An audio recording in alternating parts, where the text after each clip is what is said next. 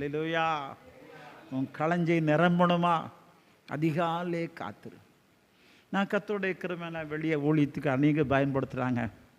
சில ஊழியத்தை போயிட்டு ராத்திரி தூங்குறதுக்கு ரொம்ப பிந்திரும். சாப்பிட்டு தூங்குவேன். எவ்வளோதான் பிந்தி தூங்கினாலும் குறைந்தபட்சம் ரொம்ப பிந்தி தூங்க 5 மணிக்கு தட்டுவார். ஏந்திரி முழங்காற்போடு ஜெபம் அப்படிம்பாரு. அப்போ நான் சொல்லுவேன், ஏசப்பா ராத்திரி ஊழியத்தை முடிச்சுட்டு நிறைய பாட்டு பாடினேன், நிறைய செய்தி கொடுத்தேன், ஆகையினால கொஞ்சம் தூங்கிக்கிறதேன் அப்படி இப்படி புரண்டு படுப்பேன். பார்ப்பார், இல்லையா தம்பி எழுந்துரு முழங்கால் போடு. ஏசப்பா ராத்திரி பிந்தி தூங்கிட்டேன், கொஞ்சம் 10 நிமிஷம் தூங்கிட்டேன் அப்படி இப்படி புரண்டு படுப்பேன்.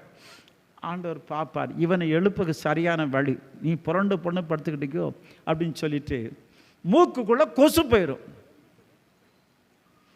அதுக்கப்புறம் எழுந்த முழங்காற்படி போட்டு, இன்னும் உம்மை அறியணுமே, இன்னும் உம்மை அறியணுமே, இன்னும் கேட்ட சேரணுமே, இன்னும் கேட்ட சேரணுமே, ராஜா உம் பிரசன்னம் போதுமையா, எப்போதும் எனக்கு போதுமையா, ராஜா உம் பிரசன்னம் போதுமையா, எப்போதும் எனக்கு போதுமையா.